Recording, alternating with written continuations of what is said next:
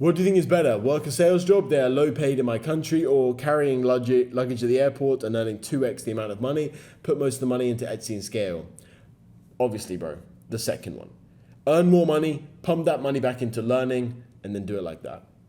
Like if you, sales and e-com are very different things. Obviously, there's similar things that you got to work hard, you got to stay consistent, but they are completely different kind of skill sets, completely different mentalities, right? Like completely different. Obviously, they're both business minded, both entrepreneurial mindset, because e-com, if you don't make profit, you don't make profit. Sales, if you don't make any sales, you're probably going to get paid very little.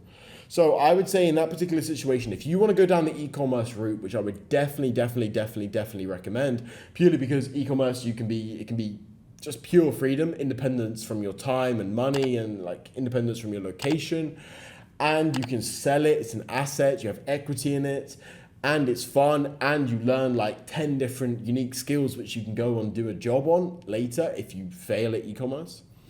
Like there's so many different reasons why. And I definitely recommend that over learning sales, purely because sales is just kind of, you never actually have equity in the company. Like you're just kind of, just a big hamster wheel. You're just earning money to just kind of earn more money, and you never have like location independence. More often than not, you don't. So I would definitely recommend to go down the e-commerce route.